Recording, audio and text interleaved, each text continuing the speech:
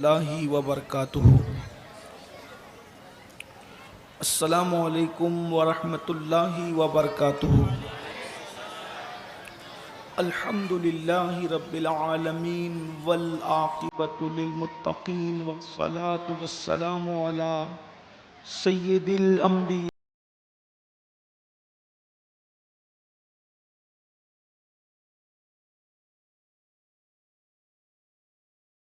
اعوذ باللہ من الشیطان الرجیم بسم اللہ الرحمن الرحیم ومن يعظم شعائر اللہ فإنها من تقوى القلوب۔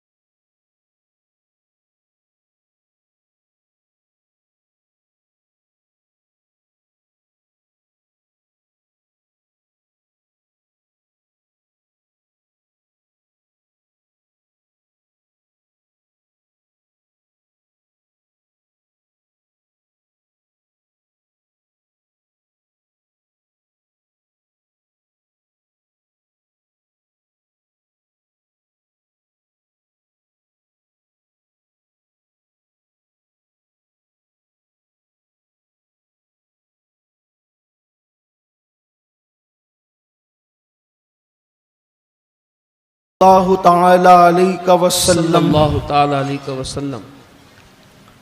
پارہائے صحف غنچہائے قدس، سبحان اللہ سبحان اللہ۔ پارہائے صحف غنچہائے قدس، اہل بیت نبوت پہ لاکھوں سلام۔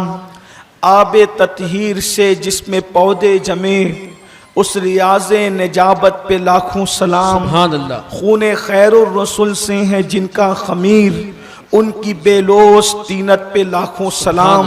سیدہ ظاہرہ طیبہ طاہرہ، جان احمد کی راحت پہ لاکھوں سلام۔ جس کا آنچل نہ دیکھا سبحان اللہ، مو سبحان مہر اللہ۔ نے، اس ردائے نزاہت پہ لاکھوں سلام۔ شیر شمشیر زن، شاہ خیبر شکن، پرتوے دست قدرت پہ لاکھوں سلام۔ اصل نسل صفا، وجہ وصل خدا، باب فصل ولایت پہ لاکھوں سلام۔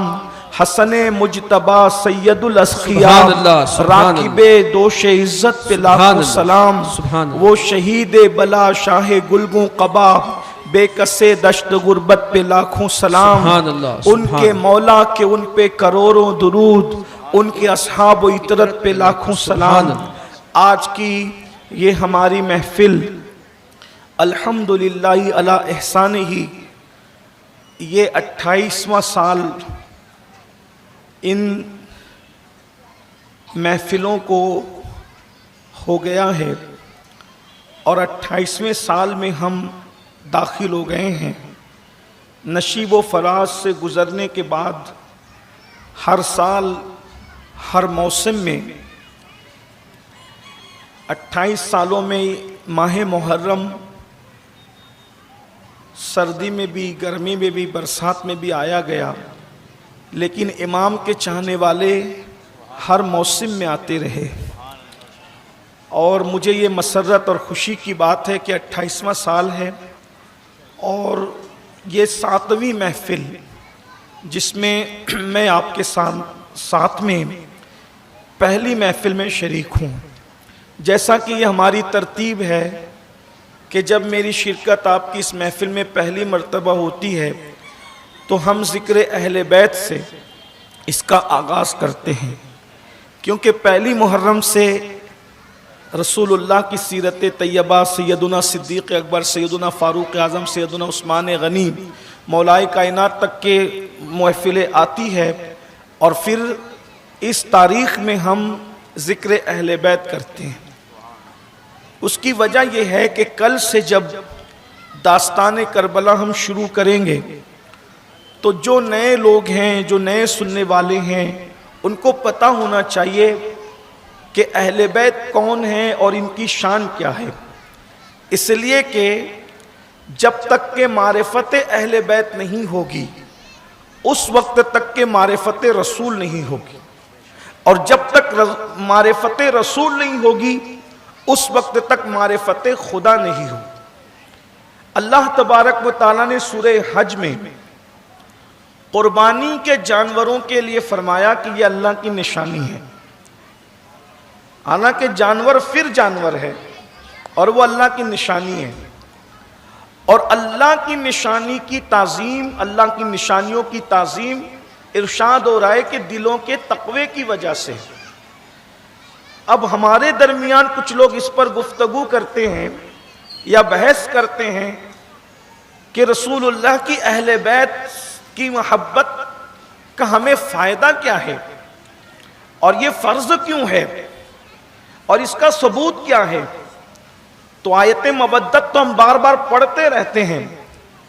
میں آپ کے سامنے ایک نئے انداز سے اہل بیت کی محبت کا مقدمہ رکھوں تاکہ جو لوگ صرف قرآن پر نظر رکھتے ہیں ان کو پتہ چلے کہ قرآن پھر کتنی باریک بات کرتا ہے.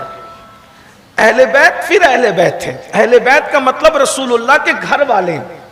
رسول اللہ کے گھر والوں کی شان ابھی آپ کو سمجھ میں آئے گی، لیکن اس سے پہلے صرف ایک بات کرنا ہے کہ اللہ تبارک و تعالیٰ نے ارشاد فرمایا للہ ما فی السماوات والارض، کہ زمین اور آسمان کے بیچ میں جو کچھ ہے وہ سب اللہ کا ہے.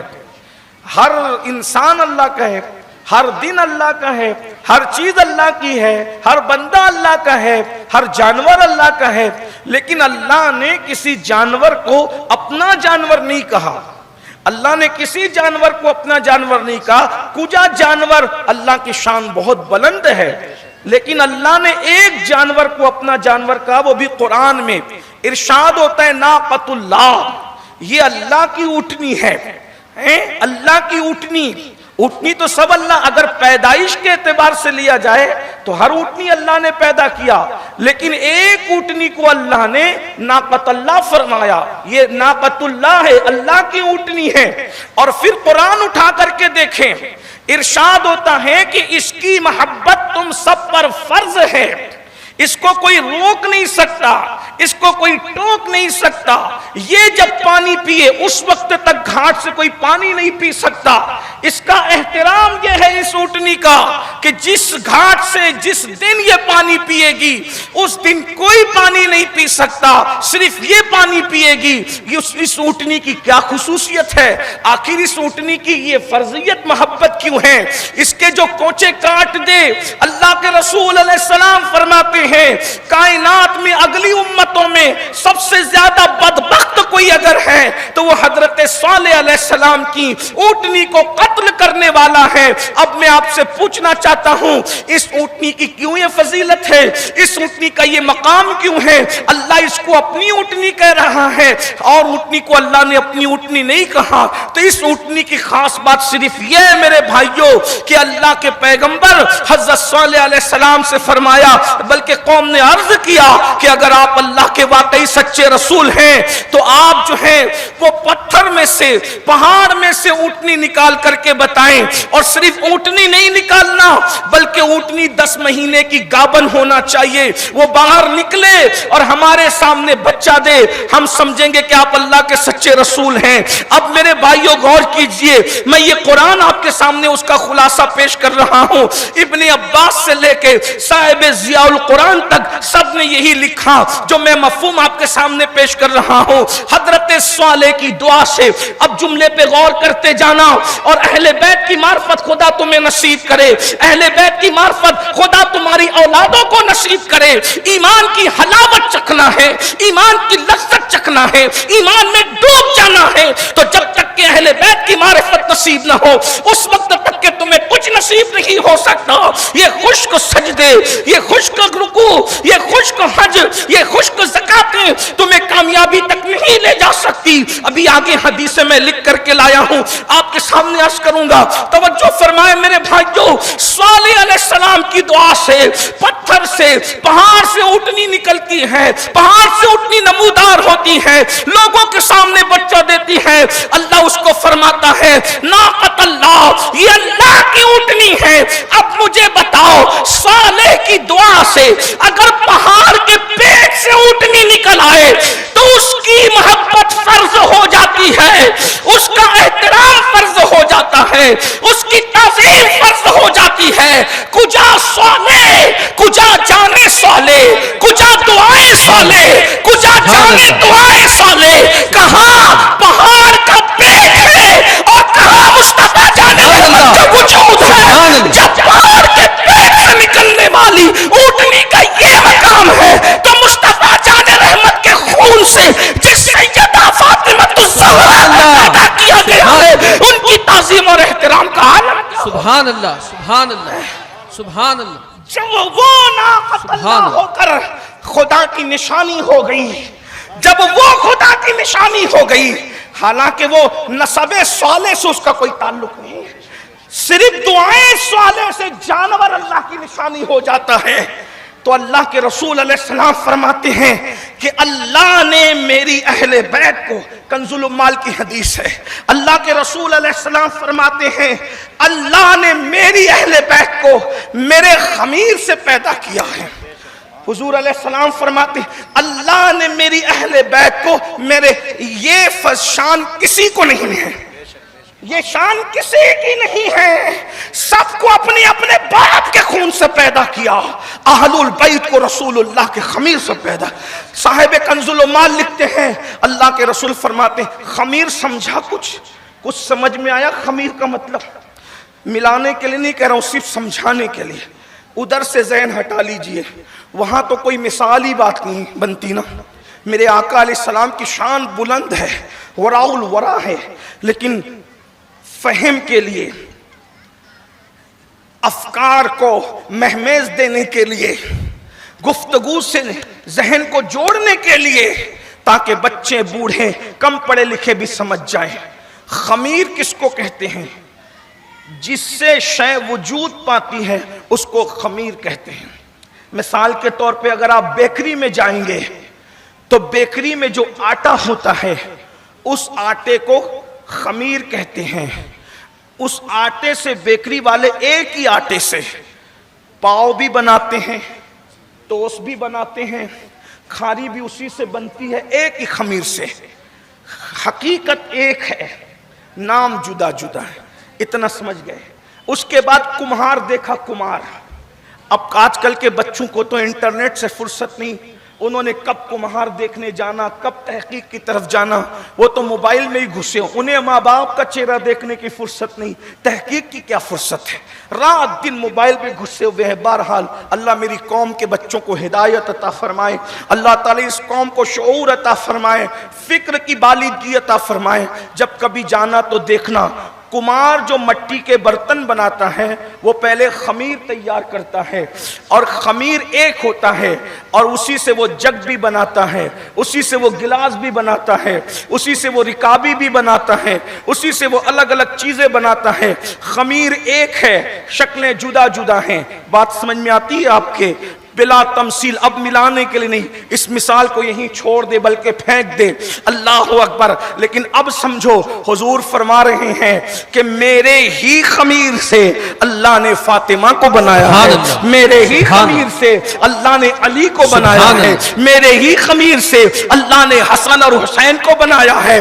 حضور کے مرتبے کو تو کوئی نہیں پہنچ سکتا. ایک جملہ کہہ دوں, اگر سمجھ میں آئے تو دعا دینا, مرتبہ بھی حضور کے مرتبے کو نہیں پہنچ سکتا، فضیلت بھی حضور کی فضیلت کو نہیں پہنچ سکتی، مقام بھی حضور کے مقام کو نہیں پہنچ سکتا، اس لیے کہ سدرا کا مکین جس کے تلووں کو بوسہ دینے میں اپنی معراج تصور کرتا ہے، اس کے مقام پر مقام کیسے پہنچے، اس کے مرتبے کو مرتبہ کیسے پہنچے، اس کی فضیلت کو فضیلت کیسے پہنچے؟ وہ تو وراء الورا ہے۔ میرے امام کہتے ہیں ان کی شان کا یہ عالم ہے، گنچے جو چٹکے تھے ماں اوہا دنا کے باغ میں، بلبل سدرا تک اس کی بو سے بھی محرم نہیں، جس کی گفتگو کی خوشبو سے بھی بلبل سدرا محرم نہ ہو، جس کی گفتگو کا یہ عالم ہے، اس کی ذات کی حقیقت کا عالم کیا ہوگا؟ اس لیے میرے بھائیوں، لیکن اتنا سمجھ سکتے ہو تو گھر جا کر کے غور کرنا، اللہ کے رسول فرماتے ہیں کہ میرے خمیر سے میری اہل بیت کو پیدا کیا گیا ہے، میرے خمیر سے میری اہل بیت کو پیدا کیا گیا ہے، اور میرے امام اسی کو بیان کرتے ہیں، کہتے ہیں خون خیر الرسل سے ہے جن کا خمیر، خون خیر الرسل سے ہیں جن کا خمیر، ان کی بیلوس طینت پہ لاکھوں سلام، آب تطہیر سے جس میں پودے جمے اس ریاض نجابت پہ لاکھوں سلام۔ اب بات سمجھ میں آئی؟ اس کا مطلب یہ تخلیق میں عام لوگوں کی طرح نہیں ہے، یعنی پیدائش میں جنہیں ہم پنجتن کہتے ہیں، پیدائش میں ہم جنہیں، یہ عام لوگوں، یہ تخلیق عوام سے جدا ہے، اوروں کی تخلیق سے جدا ہے۔ اب جب یہ جدائی ہو گئے تخلیق سے، تب بتائیں ان کی شان کیا ہوگی؟ شان آگے میں پڑھتا ہوں اب آپ کے سامنے۔ اب بتاؤ، حضور فرما رہے ہیں، اللہ کے رسول فرماتے ہیں کہ ایمان کے لیے میری محبت تم پہ فرض ہے۔ یہ اللہ کے رسول علیہ السلام کی حدیث۔ اس حدیث کو امام حاکم نے بھی لکھا، اس حدیث کو ابن ماجہ نے بھی لکھا، اس حدیث کو صاحب ترمذی نے بھی لکھا۔ دیکھو بھائی، میں ساتھ ساتھ حوالے اس لیے پڑھ رہا ہوں تاکہ آپ جا کر گھر چیک کر سکیں کہ بات کیا ہے۔ اللہ کے رسول علیہ السلام کے فرمان کا مفہوم ہے کہ ایمان کے تکمیل کے لیے، ایمان کے وجود کے لیے، ایمان کے استقرار کے لیے تم پر میری محبت فرض ہے، جیسا کہ بخاری شریف کتاب الایمان میں بھی ہے، لا یؤمن احدکم حتی اکون احب الیہ من والدہ وولدہ والناس اجمعین۔ ایک مقام پہ فرمایا لا یؤمن احدکم حتی اکون یقال انہ مجنون۔ اس طریقے کی بہت سی حدیثیں ہیں۔ ارشاد فرمایا تم میں کا کوئی اس وقت تک مومن نہیں ہو سکتا جب تک کہ تمہارے دلوں میں میرے لیے تمہارے ماں باپ سے زیادہ، تمہاری اولاد سے زیادہ، ایک مقام پہ فرمایا تمہاری جان سے زیادہ، جب تک کہ تمہارے دل میں مجھ محمد الرسول اللہ کی محبت نہ پیدا ہو اس وقت تک تم مومن نہیں ہو سکتے۔ یہ بات تو سب کو پتہ ہے، بیان بھی ہوتی ہے، لیکن اتنی نہیں کہا۔ صاحب ابن ماجہ فرماتے ہیں، یہ فرمایا کہ تمہارے اوپر میری محبت فرض ہے، ماں باپ سے زیادہ مجھ سے محبت کرو، بچوں سے زیادہ کرو، سب سے زیادہ کرو، حتیٰ کہ اپنی جان سے زیادہ مجھ محمد الرسول اللہ سے محبت کرو۔ میرے آقا فرماتے ہیں، یہ کہا، پھر اس کے بعد فرمایا مگر یاد رکھنا جب تک میری اہل بیت کی محبت تمہارے دل میں نہیں آئے گی اس وقت تک کہ میری محبت بھی تمہارے سینے میں آ نہیں سکتی۔ یعنی محبت اہل بیت پہلے دل میں آئے تب رسول اللہ کی محبت قرار پائے گی، ورنہ آپ کہہ رہے ہیں میں تو حضور کا دیوانہ ہوں، حضور کا عاشق ہوں، اور اہل بیت کے نام پہ منہ اترتے ہیں، اہل بیت کے فضائل سن کر اپنے ننگے دھڑنگے گلی کے پیروں کا ذکر سن کے اچھلتے ہو، اور سیدہ پاک کا ذکر آ جائے تو تمہارے منہ اتر جائے، مولا حسن پاک کا ذکر آئے تو تمہارے منہ اتر جائے۔ آپ کو نہیں کہہ رہا ہوں، جدھر کہہ رہا ہوں ادھر بات پہنچتی ہے۔ مولا علی کا ذکر آئے تو آپ کے منہ اتر جائیں۔ بتائیں پھر تم کیسے عاشق رسول ہو؟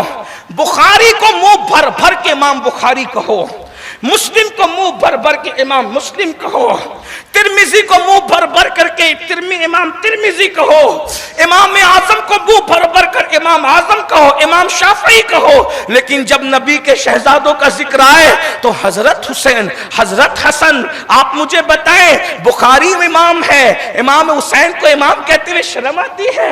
मुस्लिम इमाम है, इमाम हुसैन को इमाम कहते हुए बार पड़ता है? यानी दिल अहले बैत के लिए कितने छोटे हो गए। मैं जहां आपके बदरमियान अल्लाह की कसम उठा करके कहूं, बुखारी और मुस्लिम कभी इमाम न होते, इमाम आजम शाफी कभी इमाम न होते, अगर उनको हसनैन की जूतियों का सदका न मिला होता। जिसकी इमामत है नबी के शहजादों की जूतियों का। सुभान अल्लाह, नारे तकबीर, नारे रिसालत। ये मेरे जज्बात नहीं है, ये तो इमाम आजम खुद कहते हैं कि अगर इमाम जाफर सादिक की सोहबत न होती तो नौमान बिन साबित तो हलाक हो गया होता है। इमामत इनके सदके में है। तो पता चला नई नस्ल के जवानों, हुजूर का इश्क मौकूफ है मोहब्बत अहले बैत पर। लोग आपको 1.5 सदी से डराते रहे कि हुजूर की ज्यादा शान बयान करोगे तो मुशरिक हो जाओगे, और लेकिन हमने कभी तवज्जो नहीं की। नबी की शान हम बयान करते रहे और कहते रहे नहीं बाबा, अल्लाह रसूलुल्लाह की शान किसी को मुशरिक नहीं बनाती। अब लोगों ने बात बदल दी, नबी से तो नहीं रोक सके। क्यों नहीं रोक सके? क्योंकि नबी की शान बयान करने वालों ने कहा हम तो रुकेंगे नहीं। आपका खुद साख्ता फतवा आप अपने पास रखो, हम तो ये कहेंगे ना सरवर कहूं कि मालिक को मौला कहूं तुझे, बागे खलील का गुले ज़ैबा कहूं तुझे, हिरमा नसीब हूं तुझे उम्मीद गए कहूं, जाने मुराद ताकाने तमन्ना कहूं तुझे, और तेरे तो वस्फो ऐबे तनाही से है बरी, हैरान मेरे शाह मैं क्या क्या कहूं तुझे, क्या क्या क्या क्या क्या क्या कहूं तुझे। और फिर कह दिया, कह लेगी सब कुछ उनके सना खां की खामोशी, चुप हो रहा ये कह के मैं क्या क्या कहूं तुझे। और एंड किया लेकिन रजा ने खत्म सुखन इस पे कर दिया, खालिक का बंदा खल्क का आका कहूं तुझे। तो ये मिशन में तो भाई लोग कामयाब ना हो सके। मैं किसी को क्रिटिसाइज नहीं करने वाला, इमाम की महफिल किसी को ताना मैंने नहीं देना, सिर्फ अपने मसल के हक की तर्जुमानी करना। तो जब डराया गया आज से 150 साल पहले कि अल्लाह रसूलुल्लाह की शान बयान करोगे तो मुशरिक हो जाओगे, हमने कहा नहीं, हम कुछ कोई आपके फतवे की परवाह नहीं करेंगे। अब बात बदल दी, लोगों ने कहा अहले बैत की शान बयान करोगे तो राफजी हो जाओगे। हमने कहा नहीं भाई, जब नबी के फजाइल मुशरिक नहीं बनाते तो अहले बैत के फजाइल किसी को राफजी कैसे बना सकते हैं। राफजियत फजाइल अहले बैत का नाम नहीं है, राफजियत मोहब्बत अहले बैत का नाम नहीं है, राफजियत तो सहाबा की तौहीन का नाम है, सहाबा की दुश्मनी का नाम है। और एक बात मैं आपको बताऊं, जो जितना मोहब्बत अहले बैत में मुखलिस होगा वो उतना सहाबा की अजमत पर पहरा देगा। मैं तो यही कह रहा हूं, पूरे हिंदुस्तान में मैंने ये तहरीक छेड़ रखी है कि अपने नौजवानों को समझाऊं कि ये जो तुम्हारे दिमाग में बात आ गई है कि अहले बैत की मोहब्बत से कोई गुमराह हो जाता है, मैं कहता हूं मोहब्बत अहले बैत कभी गुमराह कर ही नहीं सकती। अगर ये मोहब्बत गुमराह करती तो कुरान ये मोहब्बत क्यों मानता? अगर ये मोहब्बत गुमराह करती तो अल्लाह के रसूल ये मोहब्बत क्यों मानते? क्योंकि नबी जो चीज गुमराही की तरफ ले जाती है वो चीज नबी कभी नहीं मान सकते। अल्लाह के रसूल ने बार बार कहा इन्नी तारिकुन फीकुम मुस्तक़लैन, मैं तुम्हारे दरमियान दो भारी चीजें छोड़े जा रहा हूं। हज्जतुल वदा के मौके पे कहा, गदीर खुम के मौके पे कहा, मस्जिद नबवी में कहा, मक्कतुल मुकर्रमा में कहा, किस किस बात का जिक्र किया जाए। बल्कि गदीर खुम में तो जो ऐलान किया वो कमोबेश 1 लाख सहाबा के दरमियान किया, 30 से ज्यादा सहाबा इसके रावी हैं। ये बात मैं जवानों को कहना चाहता हूं, और मैंने कल भी कहा आज भी कह रहा हूं कि जो जितना अहले बैत की मोहब्बत में मुखलिस होगा वो उतना सहाबा की अजमत का पहरेदार होगा।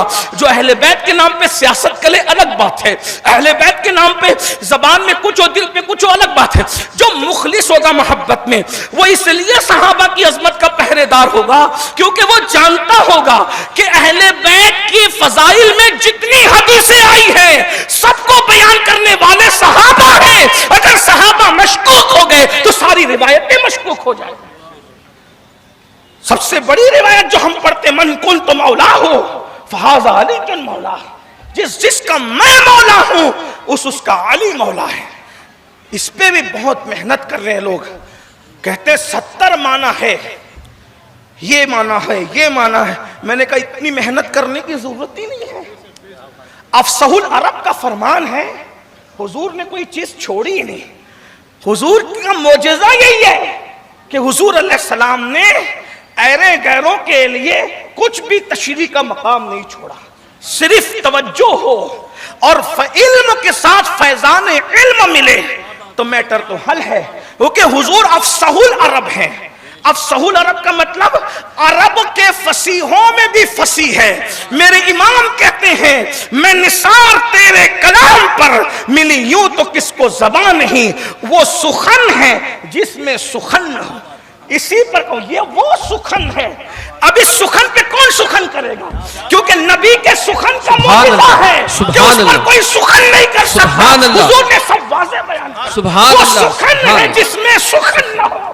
جس میں سخن ہو وہ نبی کا سخن نہیں ہے، اور جو نبی کا سخن ہے پھر اس میں کوئی سخن نہیں. سبحان اللہ، سبحان اللہ. وہ سخن ہے جس میں سخن نہ ہو، وہ بیان ہے جس کا بیان نہیں. فصحا عرب کے بڑے بڑے تیرے آگے یوں ہیں دبے لچے، کوئی جانے منہ میں زبان نہیں بلکہ جسم میں جان.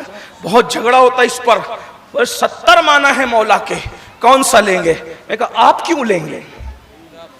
حضور نے طے کیا ہے. پوری حدیث یہ ہے بلکہ جو مراد بیان کر دے. حدیث تو بڑی لمبی ہے، خطبہ غدیر خم، لیکن جو بات آ جاتی ہے ان 4 فکروں میں آتی ہے. من کنت مولا ہو فہذا علی چن مولا، جس کا میں مولا ہوں اس کا علی مولا ہے. اب آگے خود ہی وضاحت کر رہے ہیں. اللہم والے من والا ہوں وعادے من عادا ہوں. اس کا ترجمہ بیان کرنے سے پہلے آپ سے ایک بات پوچھتا ہوں. ہمارا شہر اردو زبان والا ہے، بولو بھائی ہے کہ نہیں؟ اردو سمجھتے ہو کہ نہیں؟ اردو زبان میں ہمیں گرامر پڑھاتے ہوئے ہر زبان میں اردو زبان پڑھاتے ہوئے ہمارے استادوں نے پڑھایا چیزیں اپنی ازداد سے جانی جاتی ہیں، اپوزٹ سے شے پہچانی جاتی، ضد سے شے پہچانی. جیسے جب کہیں گے مرد تو اس کا اپوزٹ کیا آئے گا؟ اگر بات سمجھ رہے تو بول دو، نہیں سمجھ رہے تو کوئی بات نہیں. بولو بھائی مالیگاؤں والے اتنے چپکے سے تو نہیں سنتے نا، بات سمجھ میں آ رہی ہے کہ سر کے اوپر سے جا رہی ہے؟ بولو بھائی مرد کی ضد کیا ہے تو بول دو نا، کیا ہے؟ زور سے بولو. مالیگاؤں والوں پہ اتنی محنت کرنی پڑے گی. بولو بھائی مرد کی ضد کیا ہے؟ عورت. شرماؤ نہیں، عورت بولو گے آپ کے گھر تک تو آواز نہیں جانی ہے نا. اتنا ڈرتے ہو؟ میری آواز سب طرف جاری، آپ کی تھوڑی جائے گی. بولو مرد کی ضد کیا ہے؟ رات کی ضد کیا ہے؟ دن. صبح کی ضد کیا ہے؟ محبت کی ضد کیا ہے؟ نفرت. دوستی کی ضد کیا ہے؟ دشمنی. ہے نا؟ ضد سے شے پہچانی جاتی. اتنا ہی ہے، ایسا ہی ہے نا. نیکی کی ضد کیا ہے؟ بدی.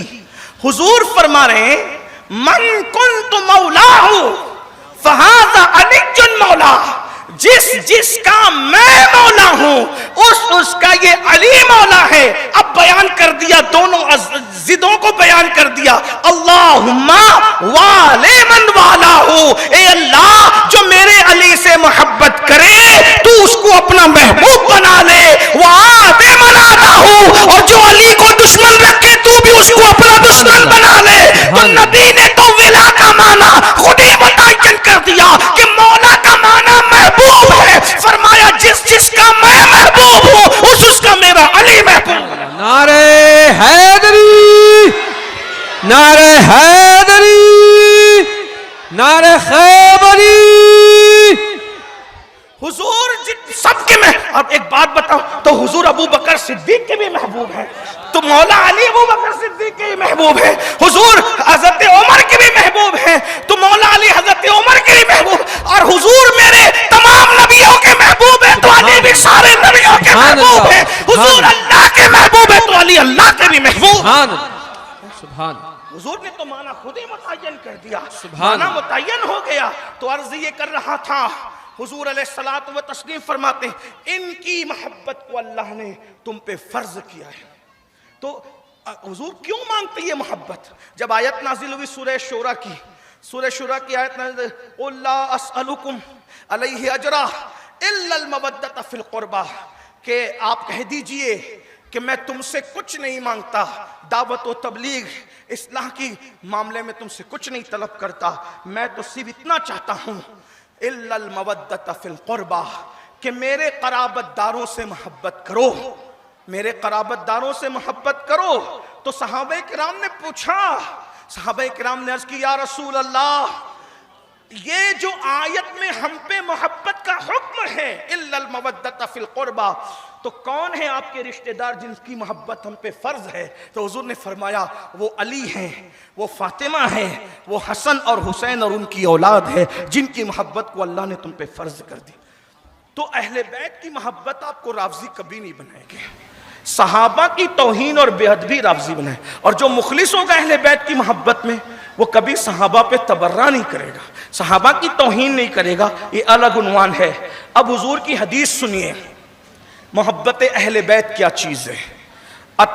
کنز العمال میں ہے، 6 جلد میں، اللہ کے رسول علیہ السلام فرماتے اساس الاسلام، اساس کہتے ہیں فاؤنڈیشن کو، مطلب بنیاد، اساس، اساس الاسلام حبی، اسلام کی بنیاد میری محبت ہے، اساس الاسلام حبی وحب اہل بیتی، کہ وہ اسلام کی بنیاد میری محبت اور میرے اہل بیت کی محبت ہے۔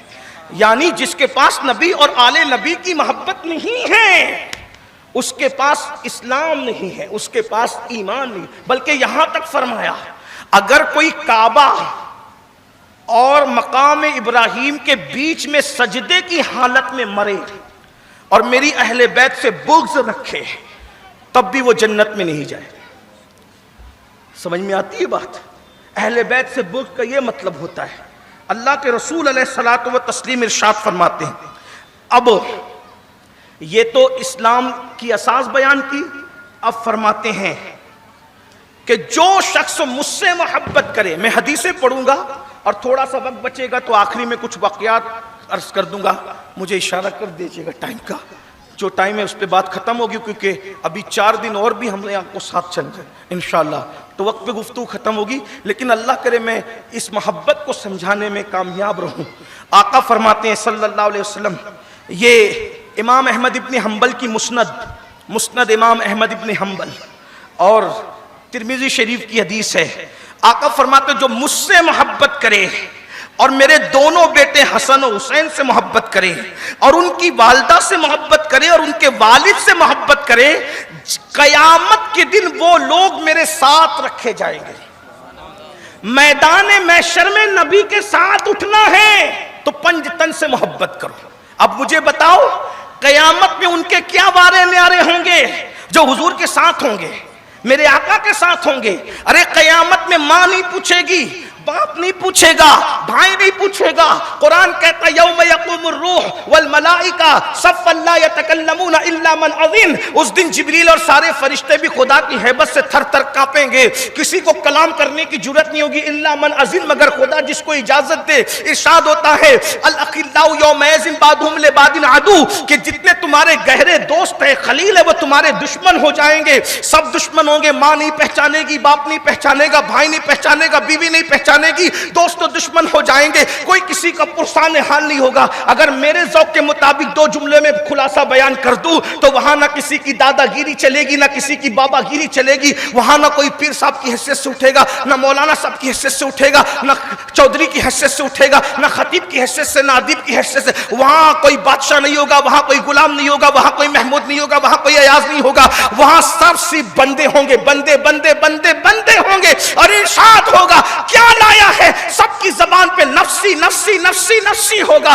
کوئی کسی کا مددگار بھی نہیں ہوگا. یہاں تک کہ فرمایا سب نے صف محشر میں للکار دیا ہم کو, اے بے کسوں کے آقا اب تیری دعائی ہے, مصطفیٰ جان رحمت کے علاوہ کوئی مددگار, کوئی پرسان حال, کوئی صاحب اذن نہیں ہوگا, کوئی معزول نہیں ہوگا. اس وقت میرے آقا فرماتے ہیں جو میری اہل بیت اور مجھ سے محبت کرے گا محشر میں جہاں میں محمد رہوں گا وہی اہل بیت سے محبت کرنے والے بھی رہیں گے. سب حضور کو ڈھونڈ رہے ہوں گے اور اہل بیت کے محبین نبی کے قدموں میں حضور کے قدموں میں. کتنا سستا سودا ہے بھائی, کتنا سستا سودا ہے. اس کے بعد میرے آقا مصطفیٰ جان رحمت صلی اللہ علیہ وآلہ وسلم فرمایا محشر کی بات آ گئی تو 2 جملے پڑھنا چاہ رہا ہوں.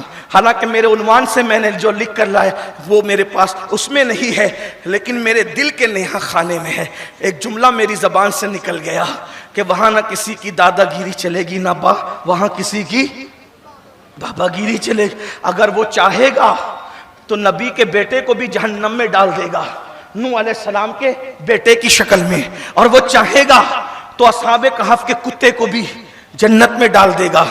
لیکن جب محشر میں دیکھو گے تو 2 چیزیں نظر آئے گی, اور بھی نظر آئے گی, لیکن یہاں جو عنوان سے متعلق ہے 2, کہ جب سب نفسی نفسی کہیں گے تو ادھر نبی کی شان یہ ہوگی کہ مقام محمود پہ حضور کو بٹھایا جائے گا اور اللہ محبوب کے رخ انور کو دیکھ کر ان کی تعریف کرے گا. اور اس سے پہلے جب حضور محشر میں انٹری کریں گے, توجہ کر لیں, اس پر سبحان اللہ بنتا ہے کہنا کہ ہمارے نبی کی شان بیان ہو رہی ہے نا, نبی کی شان بیان ہو رہی. ہم تو ارے جن کے نام پہ پتھر بولتے ہیں اس کی عظمت پر اگر مسلمان نہ بولے تو کون بولے گا نا. جب محشر میں حضور کی انٹری ہو رہی ہوگی, حضور آ رہے ہوں گے تو سب اکیلے آئیں گے. توجہ, محشر میں سب اکیلے آئیں گے. یہ صرف میرے نبی کی شان ہے جو حضور خدام کے ساتھ آئیں گے. اور حدیث میں بہت حدیثیں ہیں, میرے امام کہتے ہیں کاش محشر میں جب ان کی آمد اور بھیجے سب ان کی شوکت پہ لاکھوں سلام, تو مجھ سے خدمت کے قدسی وہاں کوئی مخدوم نہیں ہوگا, وہاں جو مخدوم ہوگا اسے محمد رسول اللہ. حضور اس شان سے آئیں گے کہ ہزاروں لاکھوں فرشتے ان کی خدمت میں ہوں گے اور حضور کو جھرمٹ میں لے کے دولہا کی شکل میں لے کر کے آئیں گے اور پورا محشر میں ان کا غلغلہ ہوگا. فقط اتنا سبب ہے انعقاد بزم محشر کا کہ ان کی شان محبوبی دکھائی جانے والی ہے. ادھر حضور اس طرح آئیں گے اور دوسرے نمبر پہ کوئی اس طرح شان مخدومیت کے ساتھ آئے گا تو وہ کوئی اور نہیں ہوگا, وہ دوسری ہستی ہوگی. میدان محشر میں اعلان ہوگا, محشر والو اپنی گردنوں کو جھکا لو, آنکھوں کو بند کر لو, نبی کی شہزادی فاطمہ سے گزر رہی ہے. تو میرے آقا فرماتے ہیں 70,000 ملائکہ کے جھرمٹ میں یا 70,000 خادماؤں کے جھرمٹ میں سیدہ پاک پل سراج سے گزر رہی. سبحان اللہ, سبحان اللہ, سبحان اللہ. بابا کی شان یہ ہوگی, شہزادی کی شان یہ. اور حضور فرماتے جو میری آل سے محبت کرے گا وہ ہمارے شان والوں کے ساتھ ہم ہوں گے. تو پھر ہمارے بھی دیکھنے والے انداز ہوں گے نا.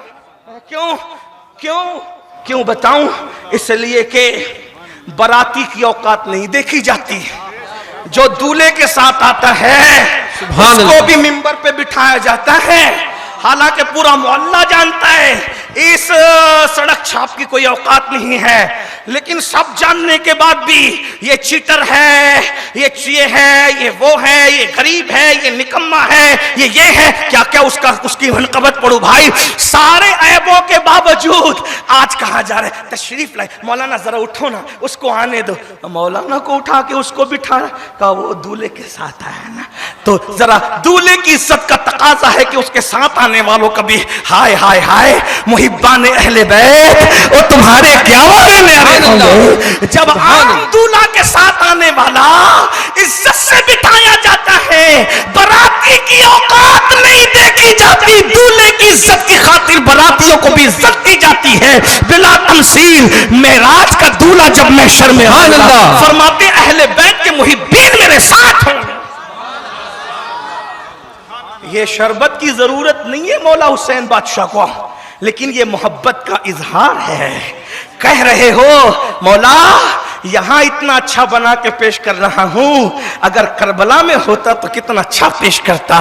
یہ اظہار محبت ہے۔ مولا حسین کو تمہاری نیازوں کی ضرورت نہیں ہے، اظہار محبت ہے۔ مولا حسین کو جو ہے وہ اس کی ضرورت نہیں ہے، اظہار محبت ہے، اور محبت کا اظہار تو سبھی کیا کرتے ہیں۔ میرے بھائیوں، تو عرض یہ کر رہا تھا، میرے آقا علیہ السلام نے فرمایا کہ تم لوگوں میں میری اہل بیت ایسے ہیں جیسے کشتی نوح، جیسے طوفان سے بچنے کے لیے نوح علیہ السلام کی قوم کو کشتی کی ضرورت تھی، ویسے تمہیں طوفان سے بچنے کے لیے میری اہل بیت کی ضرورت ہے۔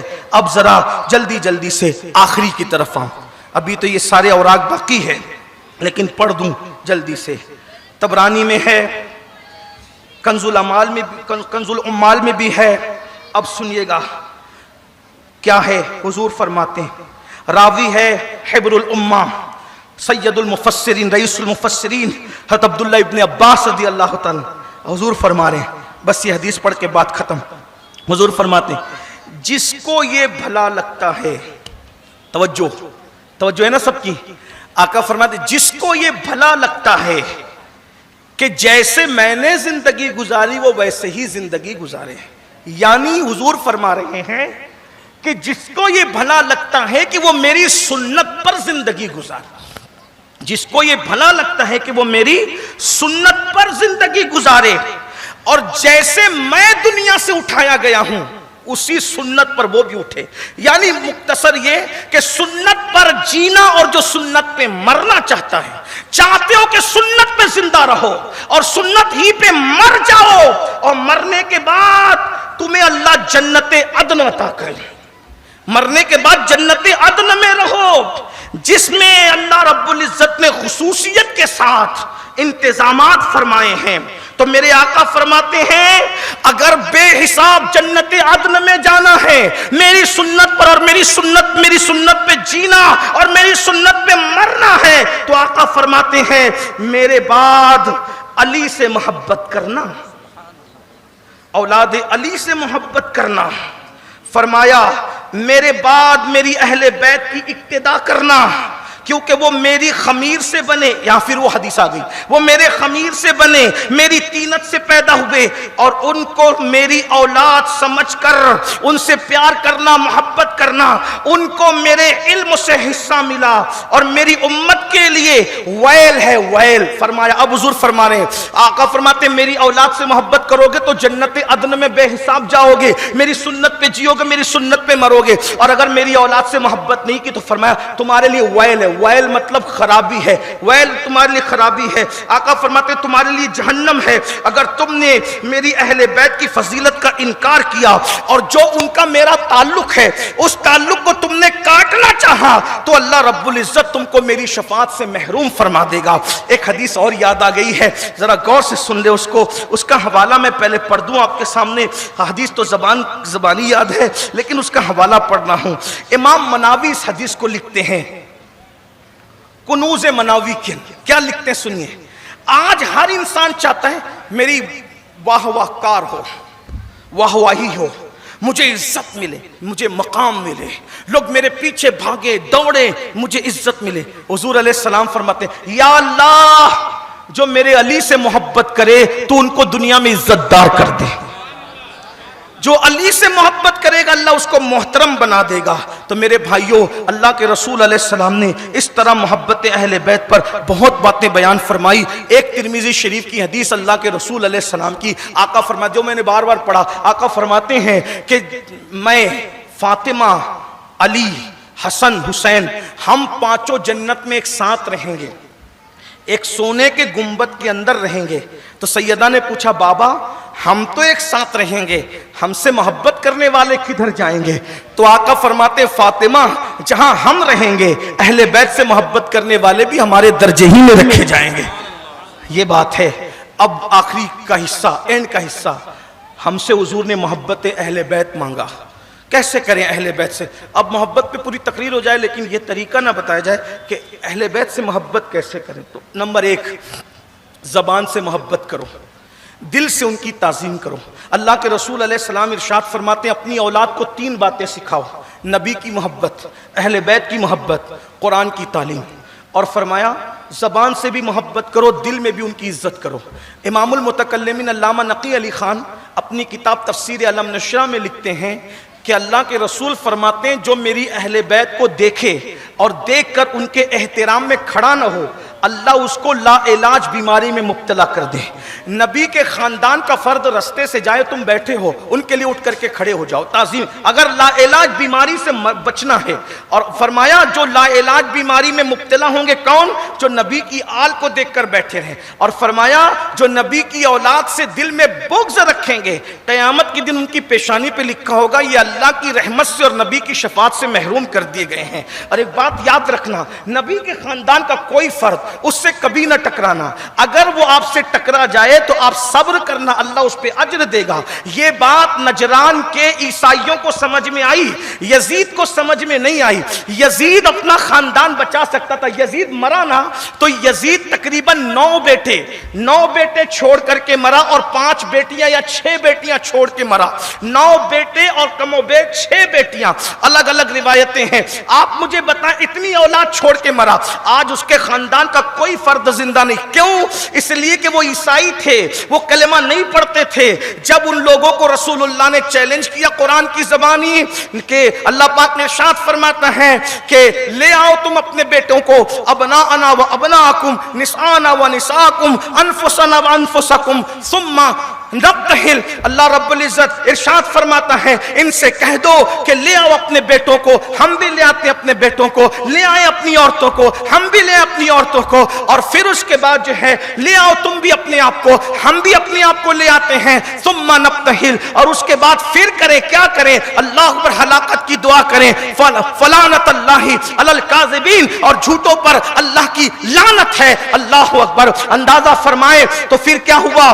وہ لوگ آئے، اسقف پادری جس کا نام عاقب تھا، عبد المسیح اس کو کہتے تھے، تقریباً 60 چوٹی کے عیسائی جو سب سے بڑے تھے، وہ لوگ سب ایک ساتھ مل کر کے آئے، اور آنے کے بعد حضور علیہ السلام نے دیکھو یہاں تو جمع کا صیغہ ہے، ابنانا و ابناکم، نسانا و نساکم، انفسنا و انفسکم، لیکن حضور علیہ السلام نے 9 ہجری کے اندر جو ہے وہ یہ مباہلے کی محفل سج رہی ہے، لیکن حضور علیہ السلام نے بیٹوں کی حیثیت سے حسنین کریمین کا انتخاب کیا، خواتین کی حیثیت سے سیدہ فاطمہ کا انتخاب کیا، اور مولا علی اور خود دونوں ساتھ گئے، یعنی پنجتن پاک ایک ساتھ گئے۔ یہ بات بہت لمبی چوڑی ہے۔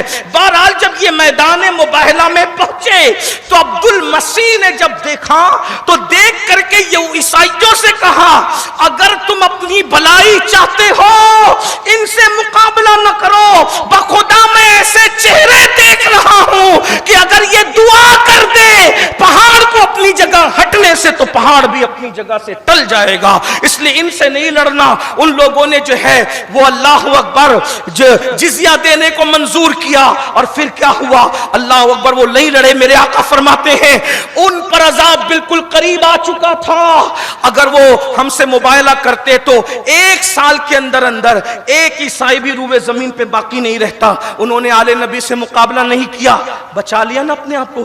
یہ بات یزید کو سمجھ میں آ جاتی، لڑا سب برباد ہو گیا، تباہ ہو گیا۔ تو میرے بھائیوں، حضور کی اہل بیت سے آج کل لوگ یزید کو سامنے کھڑا کرتے ہیں امام حسین، اور کیا کیا بکتے ہیں، وہ تو ایسے، وہ میں نے کہا میرے بھائی کوئی تقابل ہوتا ہے نا، کوئی تقابل ہوتا ہے۔ کہاں وہ یزید جو خود نماز نہ پڑھے، کہاں مولا حسین جب نبی نماز پڑھیں تو ان کی پیٹھ پر امام حسین جا کر کے بیٹھ جائیں۔ وہ یزید جس کا نام کبھی خطبے میں نہ آئے، وہ امام حسین خطبہ نبی دے رہے ہیں آ جائیں تو نبی خطبہ چھوڑ کر منبر سے اتر آئے ان کو اٹھا کے لے جانے کے لیے۔ تو اسی لیے صحابہ نے، اکابرین امت نے اہل بیت سے بڑی محبت کی، بہت محبت کی۔ اس کی 1-2 مثال سنیں کتنی محبت کی۔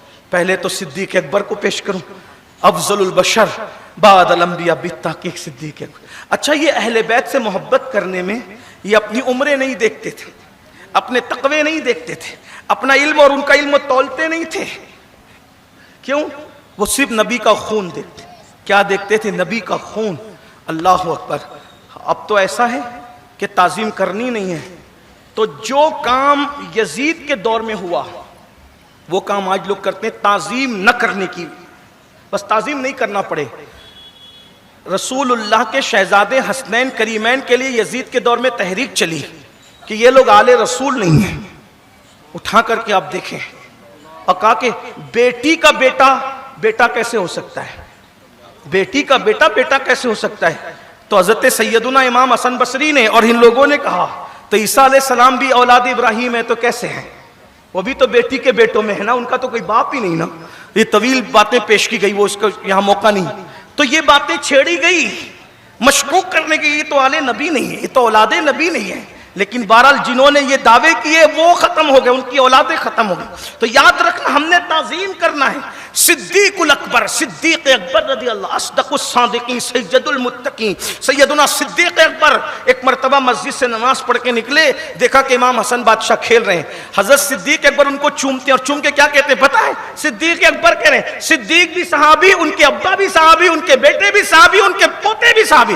یہ خصوصیت صدیق اکبر کو حاصل ہے کہ ان کی 4 نسلیں جو ہے وہ صحابیت پہ فائز ہیں اور صحابہ کے امام ہیں. نبی کے مصلی کا پہلا امام ہے صدیق الاکبر ہے، نبی کے ساتھ غار میں رہنے والا، نبی کے ساتھ مزار میں رہنے والا. لیکن صدیق اکبر نے امام حسن بادشاہ کو دیکھا تو پکڑا اور پکڑ کر کے چوما، اور چوم کر کے فرمایا حسن تجھ پر میرا باپ قربان ہو جائے. اپنا باپ امام حسن پہ قربان کر رہے، کہتے حسن تجھ پر میرا باپ قربان ہو جائے، تو اپنے بابا علی جیسا نہیں ہے، تو میرے نبی مصطفیٰ جان رحمت کا مشابہ ہے. یہ تھا امام سیدنا صدیق اکبر کا. اور سیدنا فاروق اعظم بلکہ صدیق اکبر کا ایک قول بخاری میں بھی موجود ہے، کہتے ہیں ارقبوا محمدن فی اہل بیتی، کہ اہل بیت کے معاملے میں رسول اللہ پہ نظر رکھو. یعنی جتنی تعظیم تم حضور کے دور میں حضور کی کر سکتے تھے، اہل بیت کی تم اتنی تعظیم کرو. حضرت صدیق اکبر کہتے تھے سیدہ سے سیدہ تمہارے بابا کے بعد سب سے زیادہ اگر میں کسی سے محبت کرتا ہوں تو آپ سے محبت کرتا ہوں، آپ کی تعظیم کرتا ہوں. یہ صدیق اکبر کہتا. اور فاروق اعظم سن لیں بہت خوبصورت بات. ایک مرتبہ فاروق اعظم محفل میں بیٹھے ہیں اور اس محفل میں آخری میں مولا علی آ گئے، مولا مشکل کشا آ گئے. جب مولا مشکل کشا تشریف لائے تو سیدنا فاروق اعظم اپنی جگہ سے کھسک گئے اور کھسک کر کے مولا علی کو جگہ دی. جب جگہ دی تو محفل ختم ہو گئی. محفل ختم ہونے کے بعد کسی نے کہا کہ عمر آپ علی کے لیے اٹھ گئے، اپنی جگہ چھوڑ دی. تو سیدنا فاروق اعظم کیا کہتے ہیں ارے میں کیوں نہ اٹھتا، کیونکہ علی میرا بھی مولا ہے اور سارے مومنوں کا مولا ہے، میں ان کے لیے کیوں نہ اٹھتا. یہ تھی سیدنا فاروق اعظم رضی اللہ تعالیٰ کی محبت. اور ابو ہریرہ رضی اللہ، حضرت ابو ہریرہ کہتے ہیں حسن جو فضیلت میں نے تمہاری سنی اگر میں لوگوں کو بتا دوں تو لوگ تم لوگوں کو زمین پہ چلنے نہ دیں بلکہ لوگ تمہیں کندھے پہ اٹھا کر کے پھریں. اور صحابائی کی بات ہے. ایک آخری بات کے طور پر سبحان اللہ بڑی خوبصورت بات یاد آئی ہے. ایک دن ایسا ہوا، 5 منٹ میں بات پوری ہوگی انشاءاللہ، ٹائم پورا ہو رہا ہے. ایک بار ایسا ہوا حضور علیہ السلام تشریف فرمائے. اس کو بہت خوبصورت انداز میں سننا، اللہ کرے دل میں بات اترے. حضور بیٹھے ہوئے اور حضور اکیلے ہیں علیہ الصلوۃ والسلام. اور اس محفل میں آتے ہیں حضرت سیدنا جابر ابن عبداللہ رضی اللہ تعالیٰ آئے، دونوں بیٹھ کے بات کر رہے ہیں. ایسے میں امام حسین آتے ہیں اور آ کر کے چھلانگ لگا کے حضور کی گود میں بیٹھتے ہیں.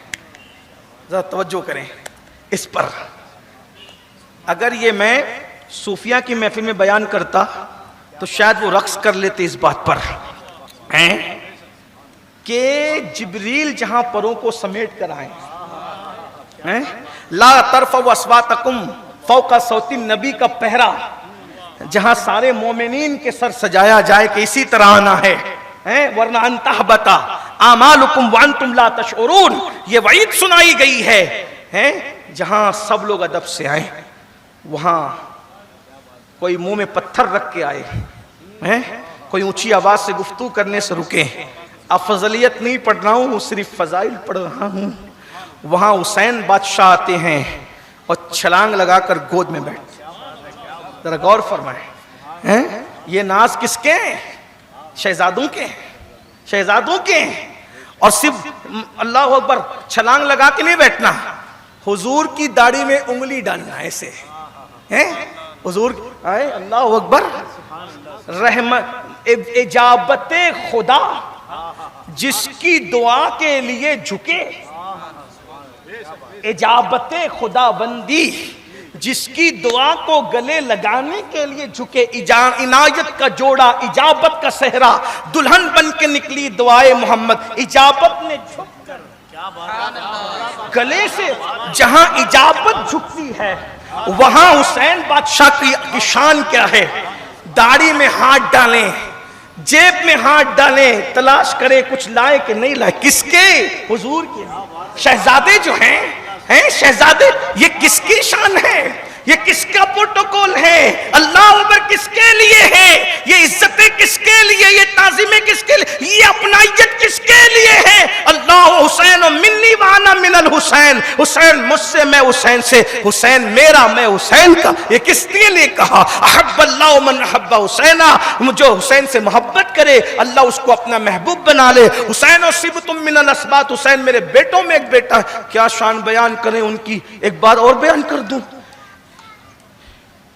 حضور علیہ السلام نے کہہ رکھا تھا حسین کو رلانا نہیں کوئی، پورے گھر والوں کو تنبیہ ہے، بہنوں کی بھی توجہ چاہتا ہوں، کس بادشاہ کے دامن سے وابستہ ہیں ہم لوگ، کس تاجدار کے دامن سے وابستہ ہیں ہم لوگ، میرے بھائی سب سے جڑے ان سے بھی جڑ کے دیکھو، لیکن اہل بیت کی محبت تعظیم صحابہ کے ساتھ، یہ اہل سنت کا معیار، غور کیجئے گا، امام حسین بادشاہ کی شان کیا ہے، حضور نے حسین کو نہیں رلانا، وہ ضد پہ آ جائے اس کی ضد پوری کرنا، ٹھیک۔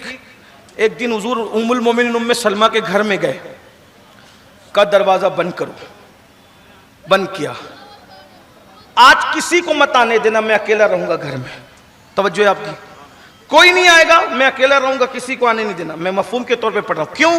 کیونکہ آج جبریل آئے ہیں، اس لیے کوئی نہیں آئے گا گھر میں۔ ادھر آگئے مولا حسین بادشاہ، تو ام سلمہ نے کہا اندر جانے کے لیے تمہارے نانا نے منع کیا ہے، رونے لگے، اب دوسری حدیث یاد آئی، حضور نے تو رلانے سے منع کیا، جلدی سے چھوڑ دیا، کیونکہ اگر یہ روئیں گے تو حضور پھر ناراض ہو کے ڈانٹیں گے، ناراض ہوں گے ہم پہ، نہیں، اور حضور کی ناراضگی پھر ناراضگی، تو ایک تو یہ کسی کو گھر میں آنے نہیں دینا، اور دوسرا حسین کو رلانا، سب پورے خاندان کے لیے یہ ہے، یہ امام حسین بادشاہ کی شان۔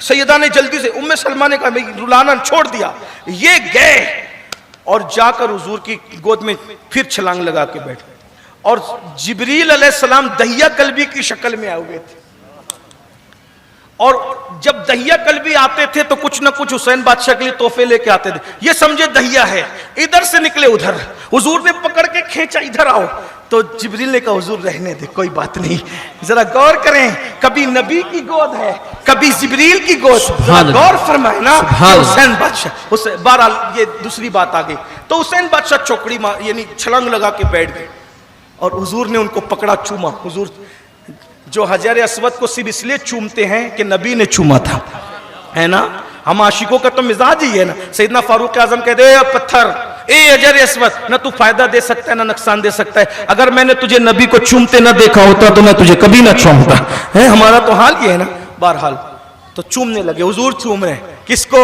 جس کے نام پہ پوری دنیا انگوٹھے چومتی ہے، وہ رسول جس کو چوم رہے اسے حسین بادشاہ کہتے ہیں نا، چوما، چوم کے کہا، حضرت جابر نے، حضور آپ اس سے بہت محبت کرتے ہیں، حسین سے کہا ہاں جابر میں بہت محبت، اس سے اللہ بھی محبت کرتا ہے، اور جو اس سے محبت کرے وہ بھی اللہ کا محبوب بن جائے، ٹھیک ہے۔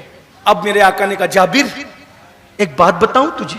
جی حضور حکم، میرے ماں باپ آپ پہ قربان، فرمایا جابر اللہ تجھے لمبی عمر دے گا، اللہ تجھے بہت لمبی عمر دے گا، ہاں حضور آپ کہہ رہے تو اللہ کریم کر، تو دیکھے گا کہ میرا حسین بڑا ہوگا، اس کی شادی ہوگی، پھر اس کے گھر میں بچے پیدا ہوں گے، تو ایک بچے کا نام علی کے نام پہ علی ابن حسین رکھا جائے گا، اور دنیا اس کو زین العابدین کے نام سے پہچانے گی، تو اس کو دیکھے گا، پھر اس کی بھی شادی ہوگی، اس کے گھر میں بچے پیدا ہوں گے، تو ایک بچے کا نام میرے نام پہ محمد رکھا جائے گا، اور اس کو دنیا محمد باقر کہے گی، تو وہ تیرے گھر آئے گا، اور جب تک وہ تیرے گھر نہیں آئے گا میرا بیٹا محمد باقر، اس وقت تک تجھے موت نہیں آئے گی۔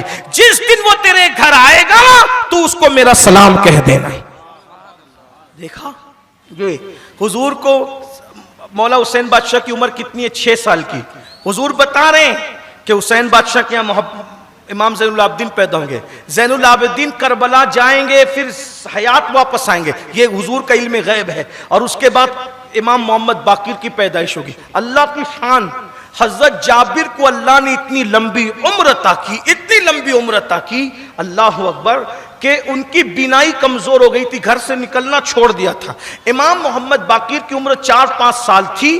آپ مدینہ منورہ کے بستی میں کسی بیمار کو دیکھنے گئے اپنے بابا امام زین العابدین کے حکم سے، تو کسی نے کہا حضرت شہزادہ صاحب، یہ اسی محلے میں آپ کے نانا کے صحابی حضرت سیدنا جابر ابن عبداللہ انصاری بھی رہتے ہیں، کہ وہ میرے نانا کے صحابی رہتے ہیں، مجھے لے چلو۔ اب بزرگوں نے فرمایا، مفہوم کے طور پہ عرض کر رہا ہوں، کہ جب حضرت امام باقر کی سواری کو لے کر خدام حضرت جابر کے گھر کی طرف چلے، یہ صحابہ کی محبت اہل بیت ہے، یہ صحابہ کے دل میں تعظیم اہل بیت ہے۔ تو امام باقر کو آنے کے لیے جب دیکھا تو اس وقت کہا لوگوں نے کہ حضرت آپ کے شہزادہ رسول آ رہے ہیں، حضور کے بیٹے آ رہے ہیں۔ کہا کون آ رہے؟ کہا حسین کے بیٹے زین العابدین ہیں، ان کے بیٹے محمد باقر آ رہے ہیں۔ تو کہا وہ کیوں میرے گھر آ رہے ہیں؟ تم نے مجھے پہلے کیوں نہیں بتایا؟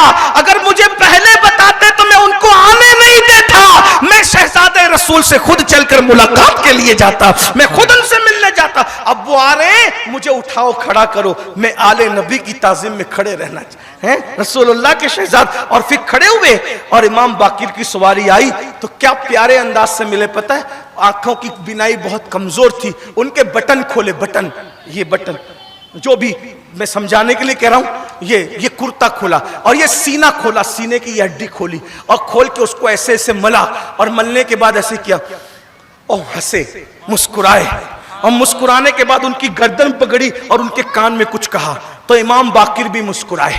وہ ادھر چلے گئے، یہ ادھر چلے گئے۔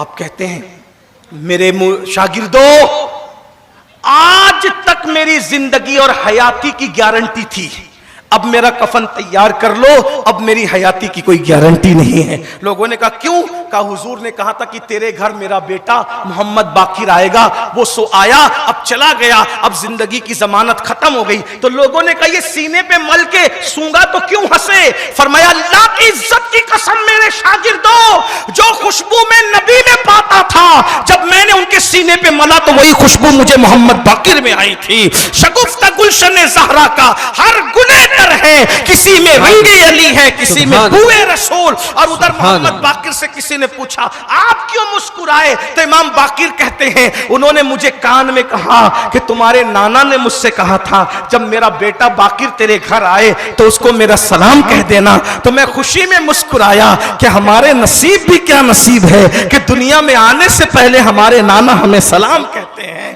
اللہ اکبر، یہ وہ لوگ ہیں میرے بھائیوں، نبی اور آل نبی کی محبت کی طرف آئیے، صحابہ کی تعظیم کے ساتھ انشاءاللہ یہ سلسلہ اب عاشور تک چلتا رہے گا، جیسا کہ ہر سال ہے۔ لوگ کہتے ہیں ہر سال داستان میں کیا ملتا ہے؟ میں نے کہا جن کو جو ملتا ہے وہ ملتا ہے، کوئی ہمارے دل سے تو پوچھے نا، کہ ہمیں تو سال بھر ان محفلوں کا انتظار رہتا ہے۔ اللہ ہم سب کو عمل کی توفیق عطا فرمائے۔ دوران بیان کوئی غلطی ہو تو اللہ معاف کرے۔ استغفر اللہ ربی من کل ذنب واتوب الیہ۔ اہل سنت کا ہے بیڑا پار، اصحاب حضور نجم ہے اور ناؤ ہے۔